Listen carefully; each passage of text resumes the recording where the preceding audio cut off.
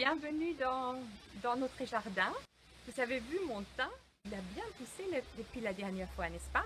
Par contre, les grains, non. 2 fois j'ai essayé, ça n'a pas fonctionné. Après, j'ai demandé à une amie des conseils et j'ai planté des radis et maintenant ça pousse et j'espère que bientôt je vais pouvoir en prendre. Il faut encore un peu attendre, je crois, mais on voit déjà du rouge. J'espère que pour vous ça a été aussi, si vous avez essayé de planter.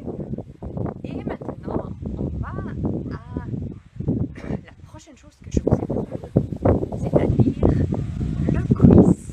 Bonjour mesdames et messieurs, j'espère que vous allez bien, que vous avez passé une bonne après-midi, une bonne journée, une bonne soirée et que maintenant vous êtes prêts à répondre à toutes ces magnifiques questions que vous a préparées Renate.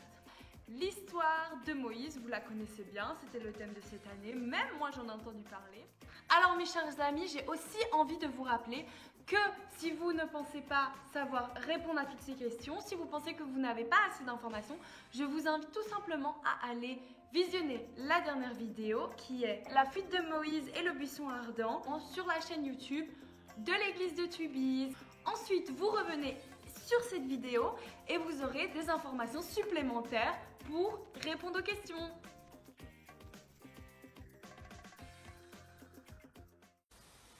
Une jeune femme mariée à un homme de la tribu de Lévi mit au monde un garçon. Les parents s'arrangèrent pour que leur enfant échappe à la loi cruelle de Pharaon. Durant les 3 premiers mois, sa mère parvint à le cacher dans la maison. Mais il grandit rapidement et elle ne put plus le garder. Elle tressa alors une corbeille en roseau et l'enduisit de goudron. Vous savez que pour le sauver, la maman de Moïse a caché son bébé Moïse dans un panier de rosiers. Et maintenant, je vais vous demander où est-ce qu'elle a caché ce rosier. Premièrement, nous avons dans le Nil. Secondement, nous avons dans un puits d'eau. Troisièmement, dans une poubelle. Ou quatrièmement, dans la mer. À vous de choisir. Ben, on voit la réponse tout de suite. Et d'argile pour qu'elle puisse flotter sur l'eau. Elle y installa son fils avec soin.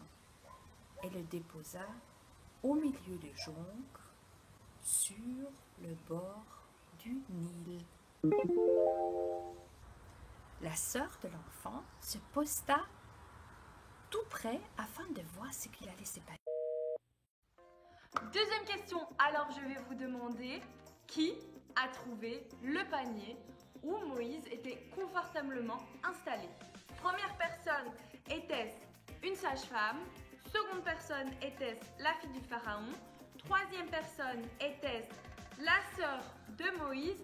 Ou bien, quatrième solution, était-ce le chat du pharaon? Je vous laisse répondre à la question. Et la réponse arrive tout de suite. La fille de Pharaon, accompagnée de ses servantes, descendit au bord de l'eau pour prendre un bain. Apercevant la petite corbeille, elle demanda qu'on la lui apporte. La princesse l'ouvrit et elle vit l'enfant. Son cœur en fut ému. Troisième question. Bien des années plus tard, nous avons Moïse qui a quitté l'Égypte dans lequel il a grandi. Je vous demande pourquoi. Était-ce premièrement car il voulait découvrir le monde? Deuxièmement, car il a tué un homme? Troisièmement, car il n'aimait plus la cuisine égyptienne? Ou quatrièmement, parce qu'il est tombé amoureux d'une fille du pays de Madian? Un jour, Moïse, alors prince d'Égypte, vit un Égyptien qui battait sauvagement un esclave israélite. S'assurant que personne ne les observait, il tua l'agresseur et enterra son corps dans le sable.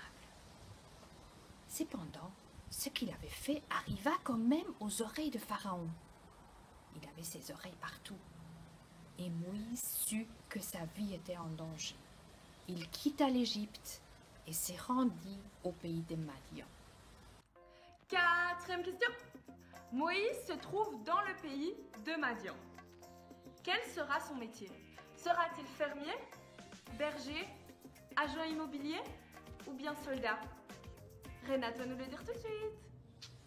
Pendant 40 ans, Moïse faisait paître le troupeau de Jéthro, le prêtre de Madian.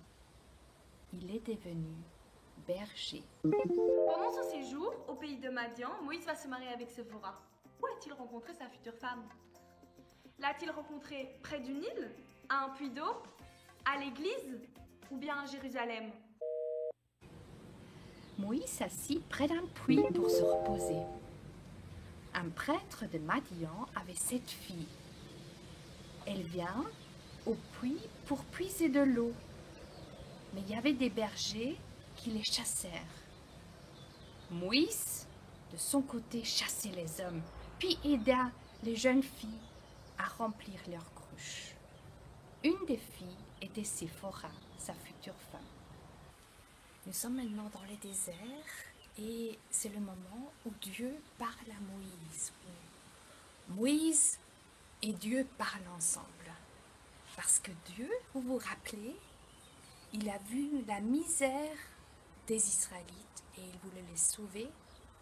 Et il a appelé Moïse de le faire.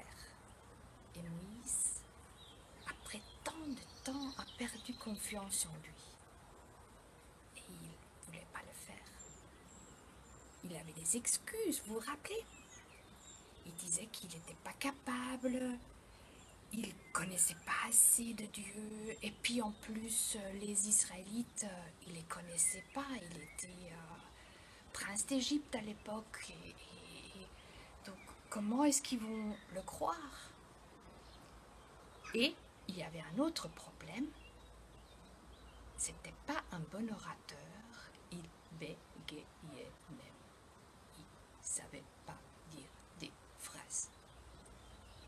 Et Dieu a écouté tout ça et lui a montré par des miracles qu'il sera toujours là.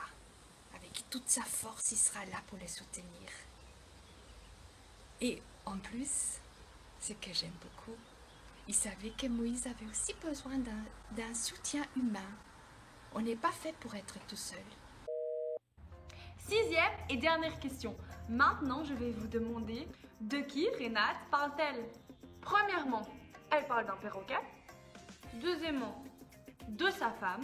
Troisièmement, de son frère Aaron. Ou quatrièmement, de Joseph. Et il lui avait dit, ton frère Aaron va t'aider. Donc en conclusion, on peut dire que comme pour Moïse, le Seigneur est toujours avec nous et il va nous aider si nous le suivons. Eh bien, merci à vous d'avoir participé, ça nous a fait très plaisir. J'espère que vous avez appris énormément de choses et on se voit bientôt!